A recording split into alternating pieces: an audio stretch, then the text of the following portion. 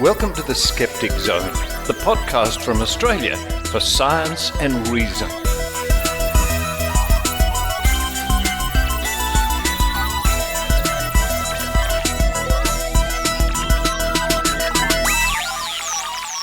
Yes, it's the Skeptic Zone podcast, episode number 921 for the 31st of May 2026, almost June. Richard Saunders coming to you from the Skeptic Zone studios here in Sydney, Australia. What's going on back there?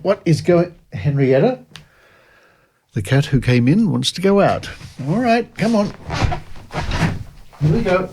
Out you go. Bye-bye.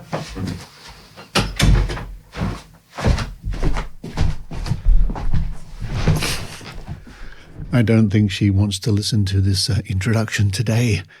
Coming up on this week's show, it's part 2 of our look at Steve Terbot, the fake psychic from 1984, otherwise known as Bob Steiner from the Bay Area Skeptics.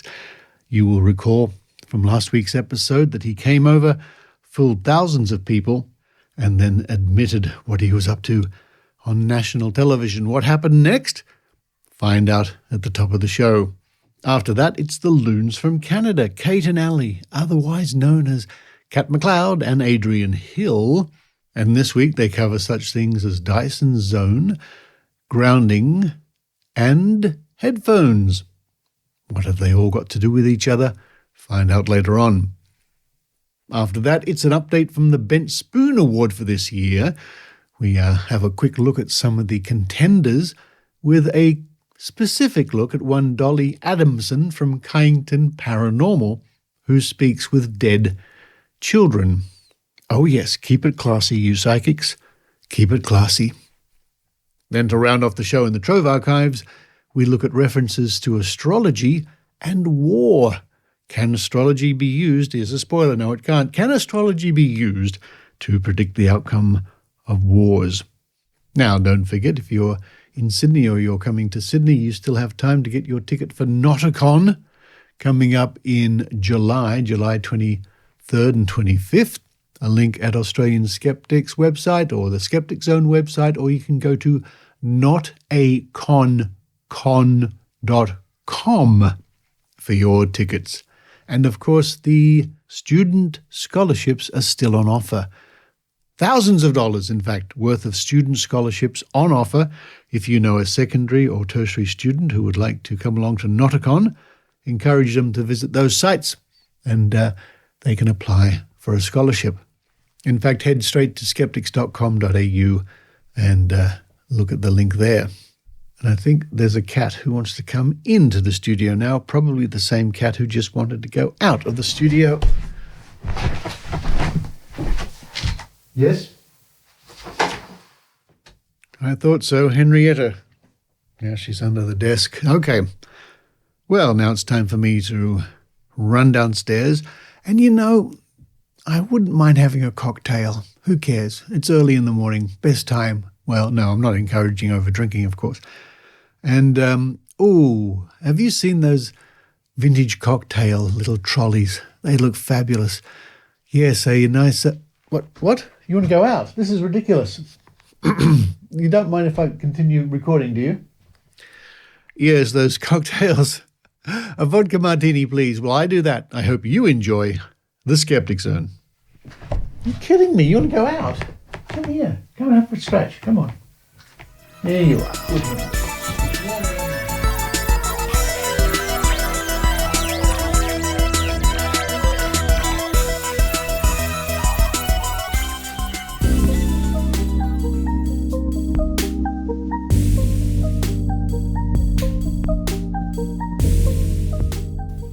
Now we continue on with part 2 of our look into the time that Bob Steiner from the Bay Area Skeptics came to Australia and posed as a psychic by the name of Steve Terbot.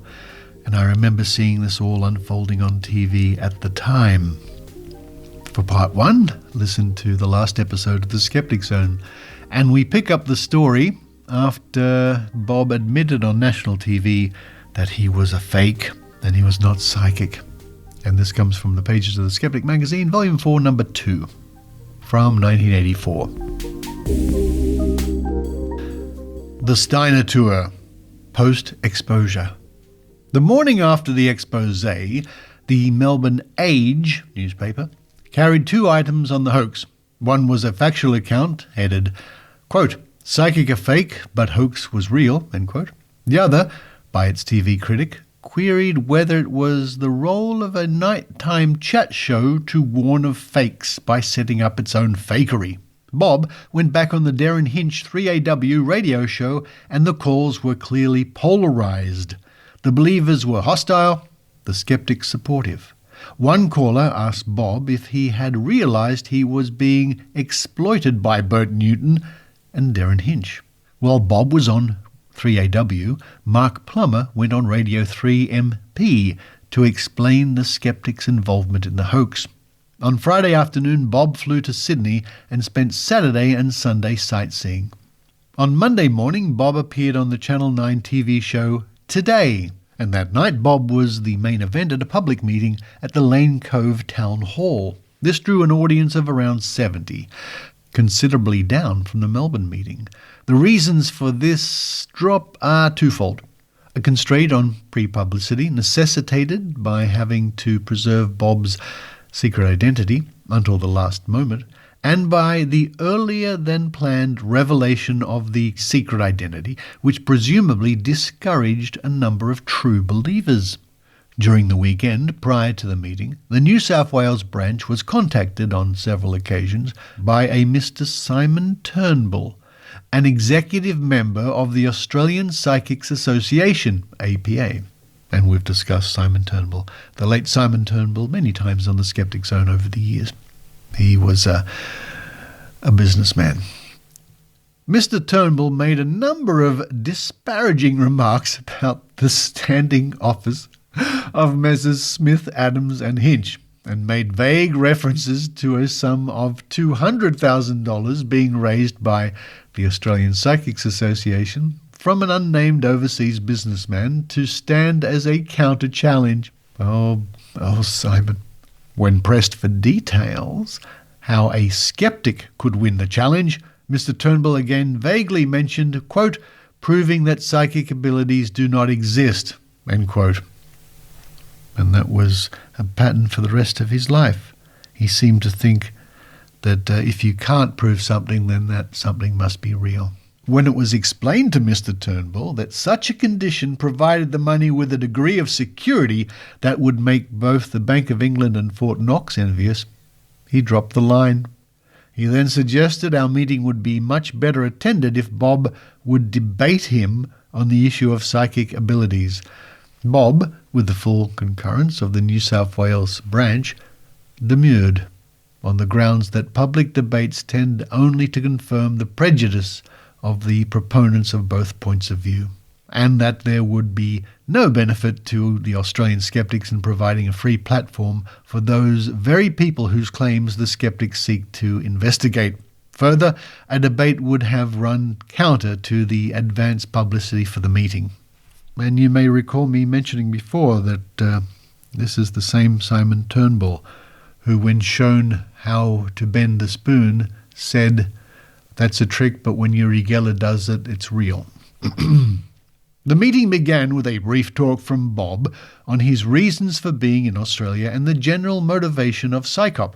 He then proceeded to demonstrate his magic skills, which confirmed his professionalism and confounded his audience. This included a demonstration of ESP card reading, in which the whole audience took part.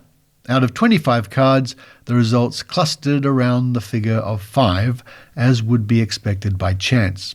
There were extreme results of 19, 17, and 16 we obtained, which caused some fluttering in the psychic dovecots, until it was pointed out the successful experimenters were accomplices. Even the most dedicated believers should have been skeptical of such results. The only unusual result was that the New South Wales chairman obtained an unplanned score of 0. This will no doubt be seen as proof positive of the closed mind of the dedicated skeptic. After an interval, Bob conducted a demonstration of psychic surgery. During question time, Bob frequently clashed with Mr. Turnbull, And just pausing here. Okay, so Simon must have been in the audience. And now I read this, I do remember Barry Williams telling me about this event and saying Simon Turnbull was in the audience. It became apparent that true believers have a strong resistance to being abused of their beliefs. One gentleman referred to a mystic who had studied in China and who could, by internal conceptualization, break a chopstick with a piece of paper. Bob demonstrated this trick using a pencil in the absence of a chopstick, but the gentleman was not convinced. A Mr. Kent revealed that the mystic referred to was in fact a member of his magic club, and that, far from claiming to be psychic, would, quote, be horrified to think that his magic was being used to support psychic claims, end quote. While in Sydney, Bob also appeared on John Singleton's Radio 2XY program and made a telephone interview on Radio 3UL at Waroogal, a Victorian country station. Bob flew back to Melbourne on Wednesday, May 23rd, where he had more time to relax. He attended a magicians meeting, gave media interviews to the Australian Post, TV Week, and the Adelaide News, visited a top medical administrator to discuss health fraud problems, and returned to Monash University. Bob's second appearance at Monash University was at a special staff colloquium in the Department of Psychology titled, quote, Hoaxing and Belief in the Paranormal, end quote. Bob gave an account of his Australian visit and expanded on a number of points from his United States lecturing experiences. He performed several tricks, one an ESP trick using Zener cards. While the distribution of the most scores followed the normal curve, 3 scores were way above chance expectation. The explanation? Collusion. Several instances of misdirected attention were discussed and followed by a most impressive misdirected disappearing silk. The audience consisted of some 50 staff members and graduate and honours students who discussed the problems of using hoaxing in this way in a very lively manner. Both the student paper Lot's Wife and the official university paper Monash Reporter reported on the hoax. That evening, Bob was our guest at a dinner at the Istana, an Indonesian restaurant. The restaurant was packed with 92 attending. A further 15 who had applied to attend had to be telephoned to informed that the restaurant was fully booked. A video of the dinner was made. Ooh, a video of the dinner was made. That's interesting. I wonder if that's still around. The next day, Saturday 27th, Bob returned to Sydney and attended a dinner of the New South Wales branch and then drove to Canberra with Mel Dixon. There, Mike Shearer had assembled 30 local skeptics to meet Bob for dinner at University House. ABC personality Richard Carlton and wife Sharon were amongst those who were challenged and bemused by Bob's apparent ability to defy the laws of space, time and chance. The next day, Bob began on the ABC breakfast show, explaining the hoax and flummoxing the hostess with a number of tricks on air. He then went to Channel 7 to record an interview for the evening news. That night, the folks of Canberra saw a nail bend right before their eyes. Bob and Mel were the Carltons' guests for lunch, where Bob converted the restaurant waiter to believe in the paranormal by vanishing paper napkins before his very eyes. Lacking teleportation facilities, Bob and Mel drove back to Sydney, then off to the airport that afternoon for Bob's flight home to the USA. Story by Mark Plummer, Barry Williams, and Mel Dixon. And what follows in this issue of the magazine are various reprints from magazines, newspapers I should say, which goes into more detail. And indeed, also, there is a copy of Basis from the Bay Area Skeptics, Bay Area Skeptics information sheet, Australia in uproar over Steiner hoax, it says. And the first part reads, climaxing a month-long visit to Australia, Bay Area Skeptics chair Robert Steiner went on national television to unmask himself as a fake psychic who had dazzled the nation and disturbed the psychic community. Well, there we are. A little look at the Steve Terbot hoax from 1984 with Bob Steiner. And again, I do remember seeing this at the time when it was all unfolding. And I will do my best to get a copy of those appearances. It would be great to see them again after all these years. And I had the pleasure of meeting Bob Steiner in Sydney in the year 2000 when he came over for the third World Skeptic Convention. And I'm sure I must have spoken with him at the time because I well remembered the whole adventure of Steve Terbot.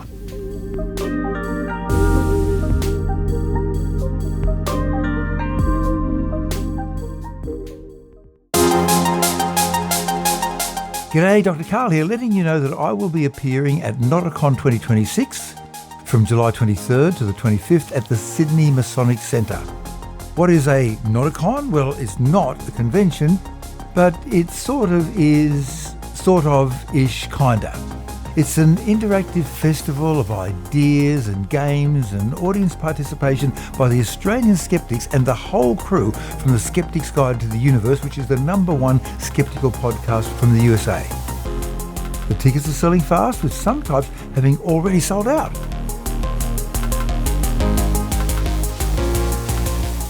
So jump onto noticon.com or skeptics.com.au to find out more and book your place while you still can.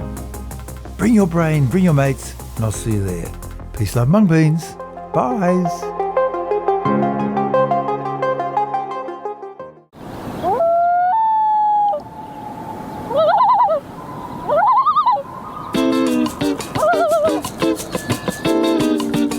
It's the Loons from Canada. Here's Kate and Allie. Hello everyone, this is Allie and Kate, coming to you from Skookum Studios, and I'm adjacent to Kitty Corner Studios right now.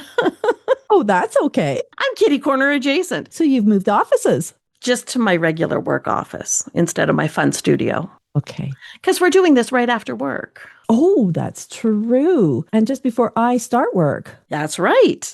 So how are you doing these days, Kate? Well, Allie, I'm a little befuddled.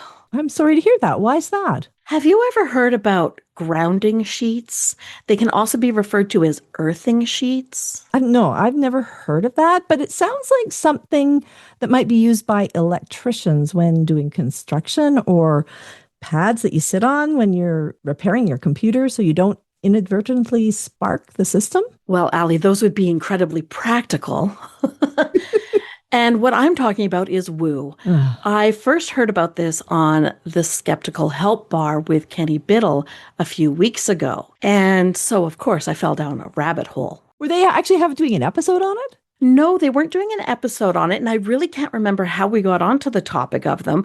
But Donna, the divine Donna, actually bought a set of grounding sheets. And so I'll tell you what they are. And she was going to do like a blind study on this. And then because we spoke about it, that was foiled. Right. A grounding or earthing sheet is a bed sheet that's woven with conductive fibers, usually silver or carbon, that supposedly connects your body to the Earth's electrical field while you sleep. So it's not an electric blanket that heats up. No. That you plug in. So you don't plug it in. You plug it in, but not how you're thinking. Okay.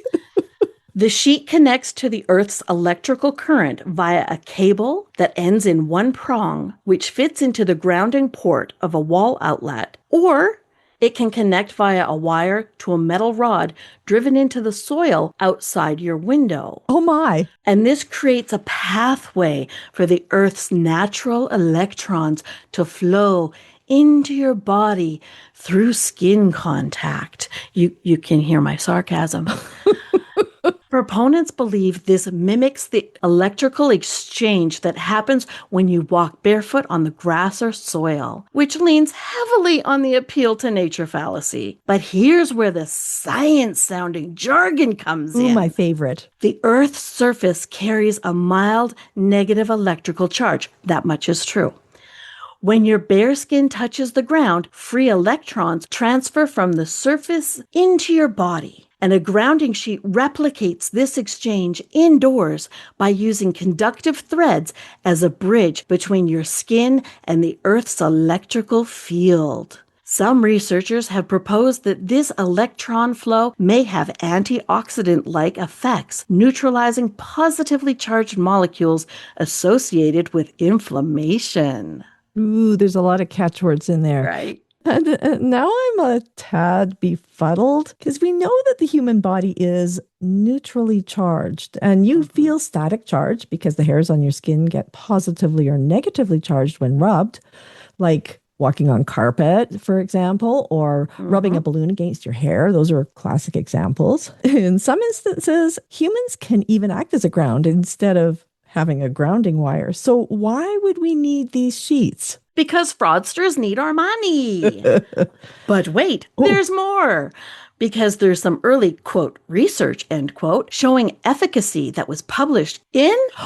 like JAMA or PNAS or some really good medical journal? The Journal of Alternative and Complementary Medicine. So right up there with JAMA. Yeah, not even a little bit. It's important to note that much of the publicized grounding research shares a common group of authors and has been criticized for a small sample size. Surprise, surprise. Lack of blinding. Really? And potential placebo effects. Would never have guessed. Right? The core hypothesis that electrons from the Earth act as antioxidants inside the body remains unproven, I know you're shocked, by mainstream medical standards. Also, while the cortisol and muscle soreness studies provided some measurable data points, both had small sample sizes and haven't been widely replicated. Also, the majority of studies have been done by the people selling the sheets. So there's a lot of red flags you just raised, enough to make a sheet. So it's mostly anecdotal evidence, biased studies, small sample sizes, unproven hypotheses, and not easily replicated. So why are you giving this any thought at all? Because people are wasting their money on woo, and you know that tends to keep me up at night. Well, maybe you should try grounding sheets. Yeah, and it's so funny because that was a question again that I got asked at We Can Reason about ghosts. What's the harm? Well, the harm is they're wasting their money. That's the simplest one. And the classic one, they believe in one bit of woo, they're going to keep on believing in others. And they can get more harmful than just buying a weird sheet. And these things aren't cheap. Ooh, how expensive are they? I wouldn't use them if they were free. Yeah. Of course they're not cheap. One sheet can cost between $50 and upwards of $350. So what's the difference between them? Well, 50 is not bad. That's about, it's a little pricey, but it's not terrible. But $350, wow. It depends on the connective fibers and the thread counts and the company's marketing. Really, there's not a huge difference. And is that US dollars? It's pretty much the same whether it's Australian, US, or Canadian dollars. Oh, interesting. $50 was the cheapest I found, and over 350 Canadian dollars was the highest I found. But I didn't keep looking for very long because I was getting outraged. Because while skeptics like us may hear about these things and wonder if or how they could work and what the true science is behind it all, most people just hear science-y stuff and believe it must be true. Yeah, and see that it's been studied. Right? But how many people stop to question whether or not what they are being told is true or just a sales pitch? When you think about the basic premise, a grounding wire would take a charge to the ground. It wouldn't be carrying a charge back to you. Exactly. The ground wire connects to the earth at the service panel, which is normally like your breaker box in your house. Yeah.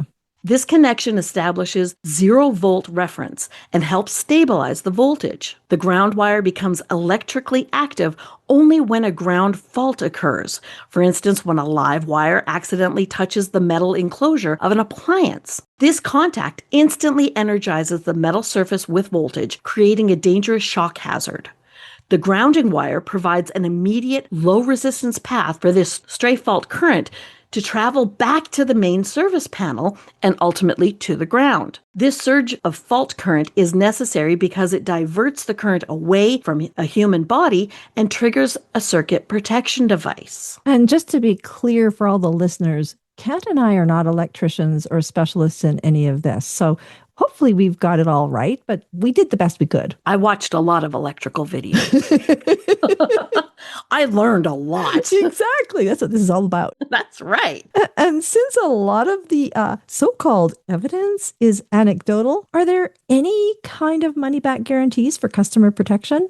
One company in Canada has a 30-night money-back guarantee that comes with strict conditions, of course, in small print, requiring the product remain unused. Oh, which contradicts the purpose of testing whether grounding works for you or not, or if you're happy with the sheets or not. that's crazy. They also didn't have any warranty coverage for manufacturing defects, and some of their sheets showed sign of wear after only 2 weeks. What? You saw that in the customer reviews, I'm guessing. I saw this actually, it was a review done by a magazine about which grounding sheets were the best.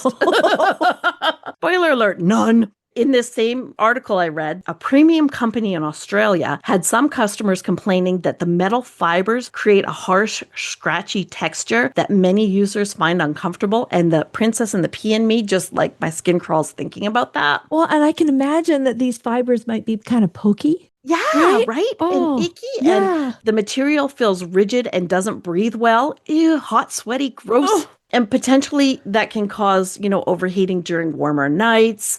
I'm going to save my money and spend it on some nice cotton sheets that'll keep me cool. So can you imagine? Let's combine woos using mouth tape while sleeping on your grounding sheets. Oh my, but the lengths some people go to try and get a good sleep. It's like they haven't heard about reading a book or going out in nature to get some fresh air to help you relax, exercising, all those things. Right. I agree. Save your money.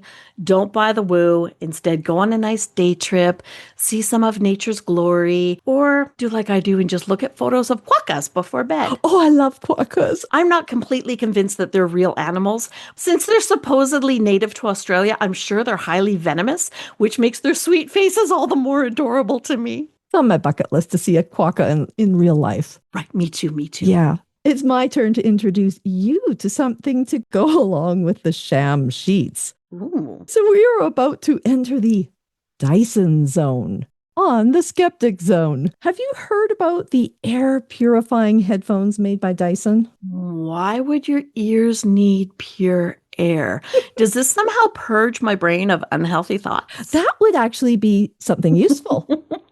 No, here the purified air goes to your nose and mouth, not your ears.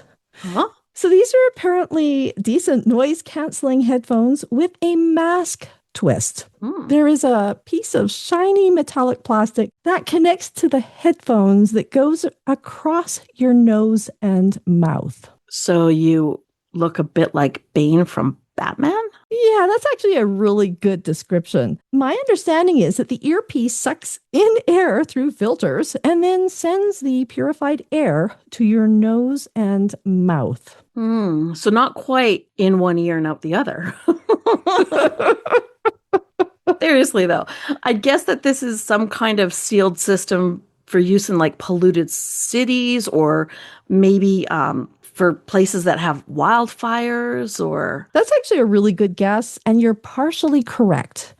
It is meant for polluted cities or if the air quality in your area is not great, but the mouth and nose area are not sealed. So pollen and air pollution are still being breathed in. And of course, there are some safety concerns, such as, you're breathing in on this thing all the time. It's drying out your mucous membranes because there's air blowing constantly on them, which is not something you want to be doing with your nose and mouth. You're going to look silly. So that's probably the number one reason that they didn't sell well. And what was really interesting, this video popped up in my YouTube, and it was a review of these things. Our algorithms are so messed up thanks to being reporters for the Skeptic Zone. And this video was 3 years old, but I looked into it and it looked like they were still for sale, at least in the US. And according to Laura Benham from the Australian Skeptics, she said they were available in Australia. However, they were discontinued in 2025. And apparently Dyson had an awful lot left over. I wonder why. And so we're just warning everybody out there, don't bother buying these. Originally, they were $1,000 a pair. Okay, there's an airhead joke just dying to be made now. Isn't that crazy? And that was $1,000 US. So I don't know how much they were in Canada or in Australia. I was unable to find anything. However, apparently you can still buy them at various resellers. For example, at Dick Smith's in Australia for $200 or $199. And it actually says right next to it, don't pay $999. However, according to the reviewer, if you don't turn on the air purifier, they're actually a pretty decent set of headphones. However, they're very heavy. So I'm not sure you'd want to use them if they're that heavy, as well as if you turn on the air purification system, the noise canceling headphones cancel out lots of noise, but they don't cancel out the fan that's sucking the air in. Well, that would be annoying. It would be very annoying. I have fans on my ears and I'm trying not to hear anything. Yeah, so with all those safety concerns about, drying out your mucous membranes and also just having noise canceling headphones, they don't recommend you wear when you're walking around with traffic going by. You want to be alert. But, you want to look cool. You want to look like Bane from Batman. You want to wear these things and get run over by a bus. And like, no, these are bad things. Yes. No. Don't use this as a replacement for something like an N95. That would be kind of silly. Right. It's definitely not going to protect you from viruses. It's probably not even going to purify the air well enough for you if you are in a situation where you have wildfires or heavy pollution. I mean, apparently it's a HEPA filter that's in the ear cans. Yay for your ears. And that's really disappointing because Dyson tends to be a well-known good product. Yes. Extraordinarily expensive. Yep. You use words like Dyson and HEPA and people are going to believe that this is a good product that works well. Exactly. They're not known for gimmicky products. Like grounding sheets. Exactly like grounding sheets. So the moral of the story is, let's stick with solutions that are practical, proven, and pleasantly free of pretend physics and purifying posers. I had to do physics instead of physics for the alliteration. Yes, you did. I apologize to those of you who hate it. Nobody could hate it. It's whimsical. It is whimsical, kind of like us, but we should probably pop off now. So let's sign off. I'm Allie and she's Kate. Together we are the Loons from Canada. We did that pretty well. We did that pretty well. And we did it in record time.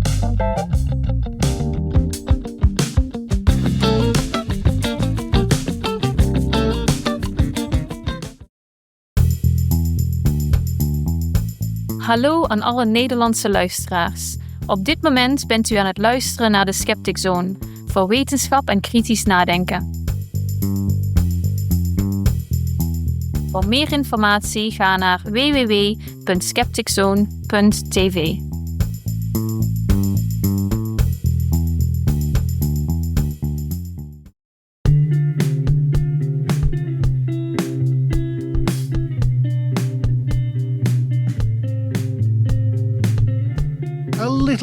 A little update now about this year's Bent Spoon Award from the Australian Skeptics for the most preposterous piece of paranormal or pseudoscientific piffle. And let's have a look to see who's nominated. And one of the nominations coming up involves me being on television in Australia this coming week. More about that soon.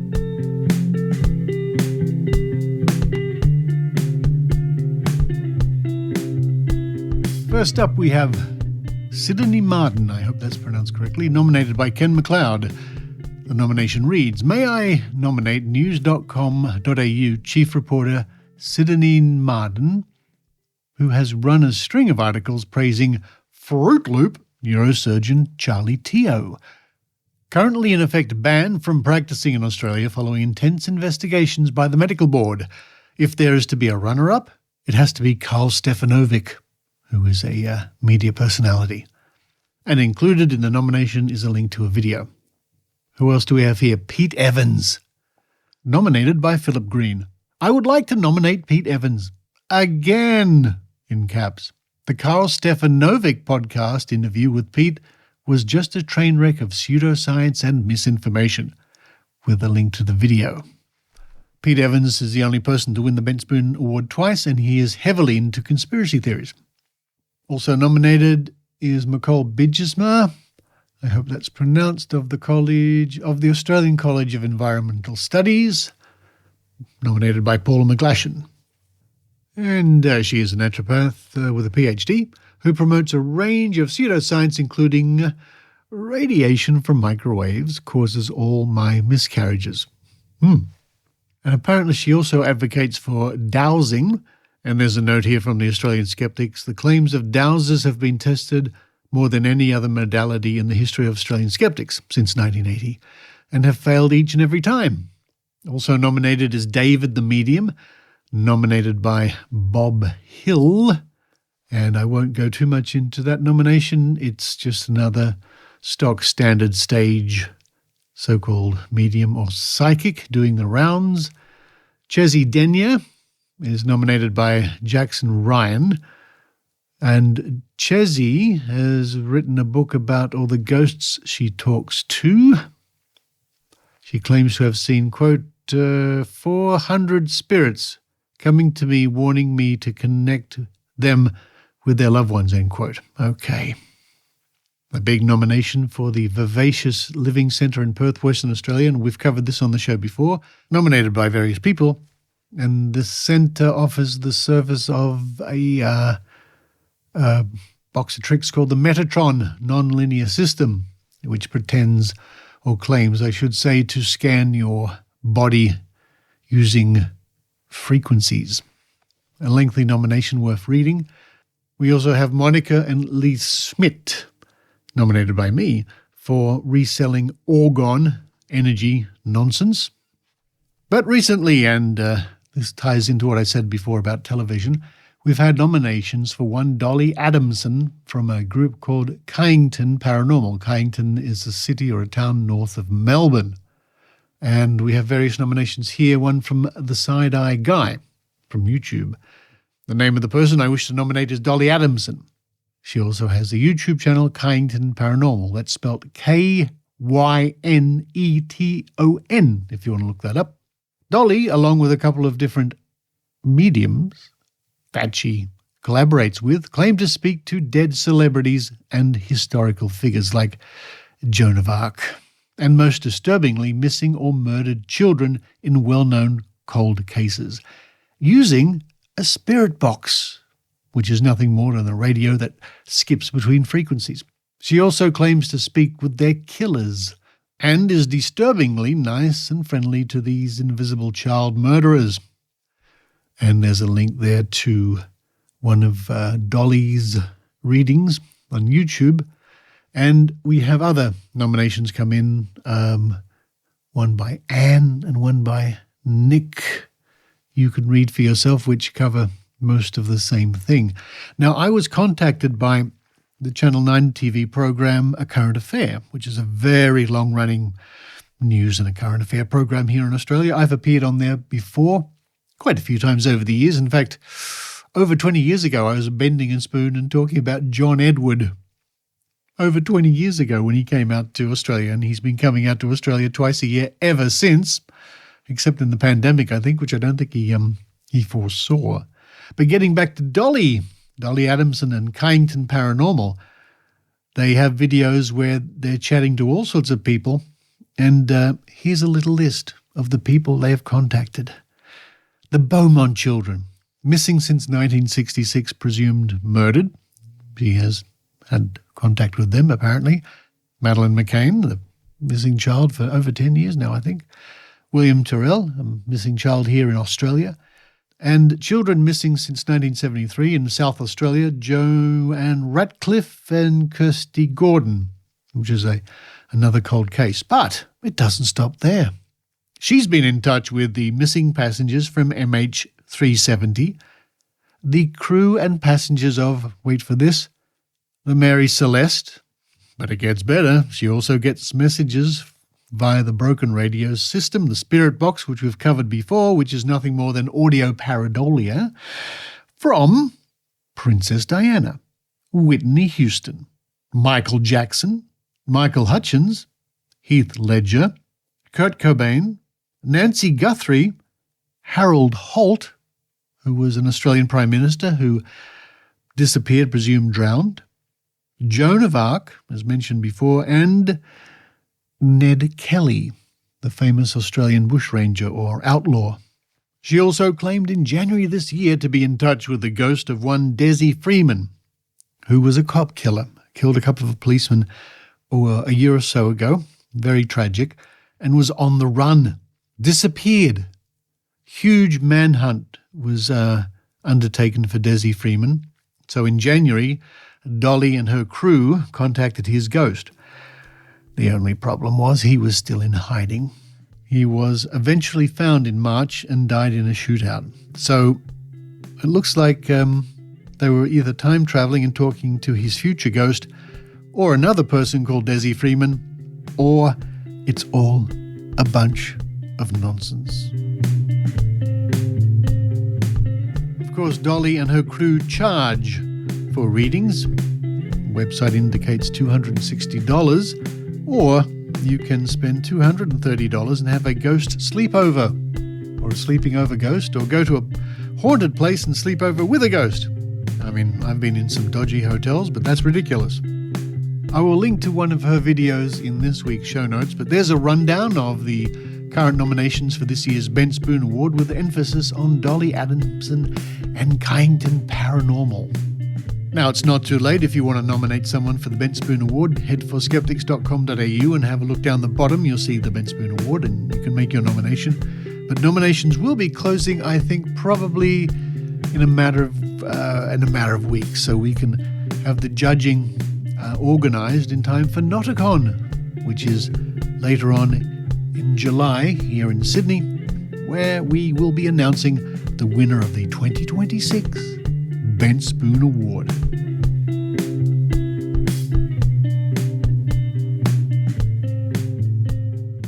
Hello, I'm Annie McCubbin.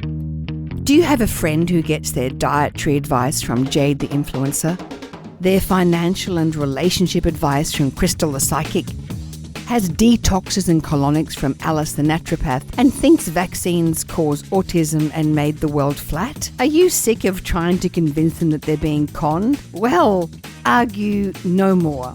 Let me do it instead. Give them the link to my podcast, Why Smart Women, and sit back with a turmeric latte and immune-boosting supplement and relax. Actually, cut the turmeric latte and immune-boosting supplement. It's pointless. Just grab a cup of tea and tune into my podcast, Why Smart Women. See you soon.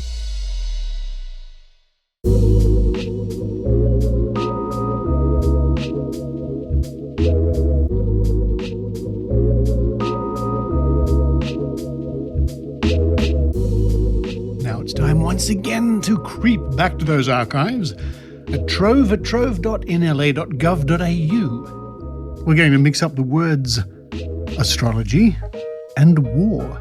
What will we find when we search for these two words?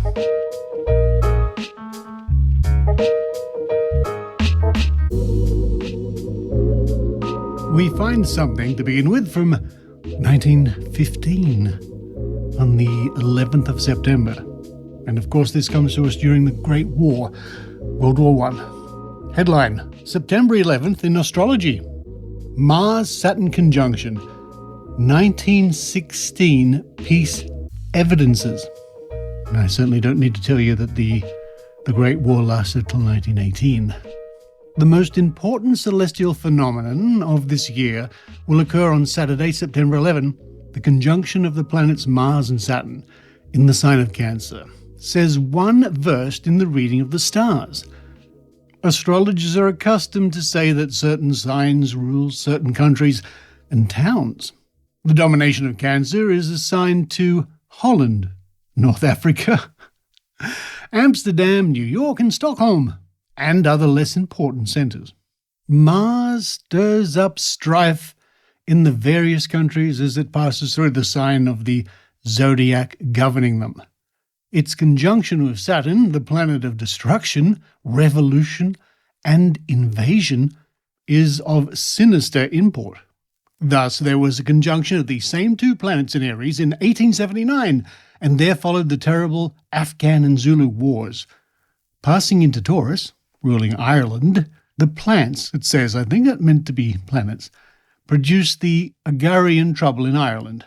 In 1883, the conjunction fell in Gemini, ruling Lower Egypt, and was followed by the Sudan War and the tragedy of Khartoum, and the wiping out of a detachment of British soldiers, among them that brave man, General Gordon. So there you are, it's not the folly of war or bad decisions, it's the planets after all. Coming to the conjunction of these planets in Aquarius, ruling Russia in 1904, and again in 1905, it brought about the Russo-Japanese War and the defeat of the Russians. Finally in Pisces, when it brought about the assassination of the king and crown prince of that country and the revolution that followed it. You can't trust these planets for anything. The coming conjunction will occur in geocentric longitude 104 degrees, 24 minutes, 47 seconds, i.e. in the sign of Cancer. 14 degrees, 24 minutes, 47 seconds, at 4 hour 31 minus 5 a.m., I think it says, on September 11, Greenwich Mean Time, where Mars overtakes Saturn, has just passed through Gemini, the sign ruling the United States, hence the depression and hindrance in connection with American commerce, trouble in political and diplomatic affairs, and acts of violence recently reported. Saturn. The latitude of Mars is 0 degrees 33 minutes 11 seconds north, and that of Saturn's is 0 degrees 35 minutes 13 seconds south. The declination of Mars is 23 degrees 13 minutes 20 seconds north, and Saturn 22 degrees 5 minutes 20 seconds. I hope you're taking notes, there'll be a quiz later. The conjunction in RA, I wonder what that is, RA, takes place at 11 hours 2 minutes p.m. of September 10th. See Nautical Almanac. I just put mine down somewhere, I don't know where it is. If you have a Nautical Almanac, maybe you can share it with me. The figure of heavens cast for the time of their conjunction in geocentric longitude gives Virgo 6 degrees 44 minutes ascending, the conjoined planets being in the 11th house. Sun and Venus are ascendant in sextile to them. The Moon and Mercury in the second house are applying to the quartile aspect of them. Bear with me, only a couple of paragraphs to go. Mars is elevated above Saturn, and the Moon, being a quadrature to the latter, is said to pre-signify earthquakes. Should such happen, it may occur in about 49 or 50 degrees cast longitude. Although the effects of this conjunction will rule for about a year, its effects will not be long delayed. Holland will be greatly affected by this happening. It seems possible that she may even join Britain and her allies. Floods are indicated within her borders. New York and the northeastern states of the USA are likely to be visited with storms and floods, while the west coast of this continent will be subject to an earthquake. Indications are shown of a raising against their European masters by the natives of Algiers and Tunis. Austria, too, will suffer severely through storms and floods. Astrological evidence as to the duration of the present war is conflicting. So many nations are engaged. Between this and Christmas, Germany will put out feelers regarding peace, but such will not be declared this year. On the evidence known to astrologers, though there is a strong likelihood of a so much desired happening early in 1916. If you're still listening, thank you. All right, well, let's try another year. Let's try another war. 1942. Friday the 6th of February in the Cairns Post from Queensland. Astrology, War Predictions. You may look for peace about 1943. Whoops. Mussolini will be pumped off in 3 to 4 months' time. Hitler will crack up about next May. So the stars foretell, according to astrologers who met at a lunch at Grosvenor House, London. Skeptical Mr. Ronald Frankow, who presided, described, quote, his birthday stuff, end quote, as, quote, really funny, end quote. Obviously, everybody born on the same day at the same time must have the same characteristics and future, he argued, adding, amid laughter, well, there must be about 2 million people who were born on the same day as Hitler. Mr. R.H. Naylor replied that there were several million places in which to be born, and everything depended upon the horizon and the exact place where a person first saw the light of day. Astrologers present made these predictions. 1. The critical time in the thrust against Moscow will come about in the middle of next month, but there is no astrological indication that Moscow will fall. 2. The German attack will switch to the south and east in the next 2 or 3 weeks. Within 2 or 3 months, the eastern and central Mediterranean and the Near and Middle East will be caught in the vortex of war. 3. The United States will be at war with Japan before she is at war with Germany. 4. There will be no revolution in Germany. Hitler and the German people will remain solidly together to the end, but a wide gap will develop between the Prussian High Command and the Nazi Old Guard. 5. In France, there will be a revolution in the next few months. I think they're a bit late on that one. 6. Italy is already sunk. Manchester Guardian reported 31st of the 10th, 41. In 1939, the Astrologers' Conference announced that there was no indication of a war that year, while at Easter 1940, it predicted that the war, which had falsified their prediction, would end in 12 months. Astronomers' observation. I don't know of any astrologer who is an observer of the stars, nor do I know any serious observer of the stars who is an astrologer. Astrology is rubbish, but because of human credulity and the profit to be made out of it, astrology continues to flourish. Dr. H. Spencer Jones, Astronomer Royal, in the News Chronicle. I bet he didn't sound like that either. And finally, let's go way back, oh my goodness me, to 1899, on the 30th of November, as printed in the Evening News from Sydney. Astrology and the War. It was difficult enough to find an explanation of the reverse at Ladysmith, which should hurt nobody's feelings, but the, quote, Indian Mirror, end quote, has achieved the feat. The average critic had forgotten, quote, the conjunction of the planets, which commenced to form on October 25, with the conjunction of Mercury and Jupiter, end quote, and, quote, will be complete in a few days, end quote. The Indian Mirror remembered this important fact. It even gave, quote, timely warning to Great Britain, end quote, though, quote, the warning was all unheeded, end quote. And now it finds a solid satisfaction in its soothsaying. Quote, European skeptics who deride astrology and the lessons it teaches have laughed. Oh, they did. But now they will see that we were right, that the stars told a true tale and gave a warning which was not to be despised. End quote. The odd thing is that in the same article, the writer, who a few sentences before had declared disaster to be, quote, ordained by the stars, end quote, goes on to say that, quote, someone has grossly blundered, end quote. Well, there you go. There you go. And if you stay for the Easter eggs, you can hear what really happened during this recording with a couple of Skeptic Zone cats. Astrology and War. And I think if we put 2 and 2 together and get 26, we can see that a lot of that was simply nonsense, but something to fill column inches, I guess. But you too can discover nonsense to fill up column inches when you go to Trove at trove.nla.gov.au, type in your search, because you never know what you might find.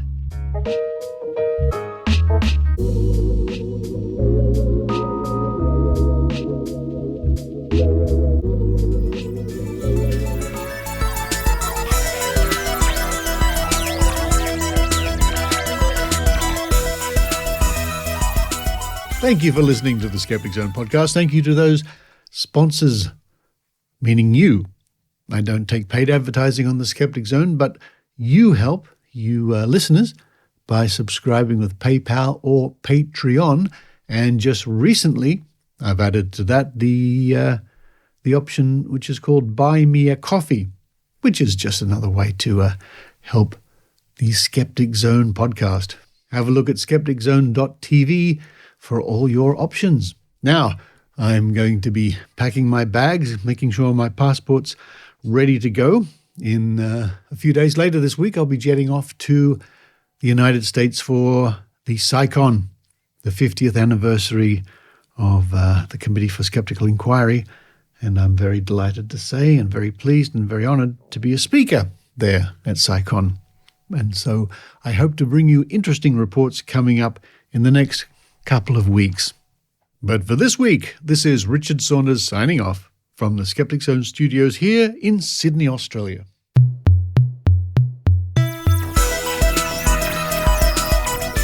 You've been listening to the Skeptic Zone podcast. Please visit our website at www.skepticzone.tv for episodes and show notes with links going back to 2008.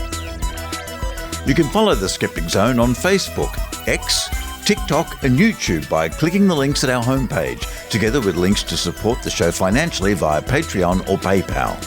The Skeptic Zone is an independent production. The views and opinions expressed by our guests are not necessarily those of the Skeptic Zone podcast or any other skeptical organisation.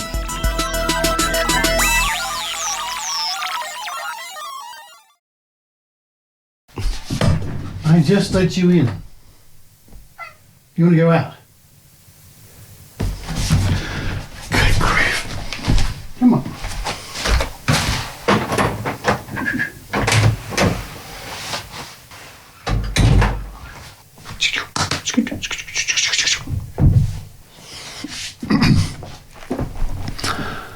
Hello, Maud. What are you doing peeking around the partition? Hello. What have you found? No, you can't walk onto the... Oh, okay. Maybe you can. Don't go behind there. Oh, come out. Come on. And now it finds a solid satisfaction. Maud! What did... Oh, heavens. Maud! What did you knock all those over?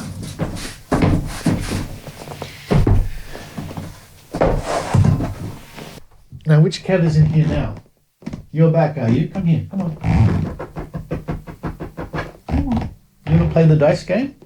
All right, let's play the dice game. I've got a D20 and let me see. I'm going to predict beforehand. I'm going to predict 17, 20, 5, and 2. They're my predictions. So have a think.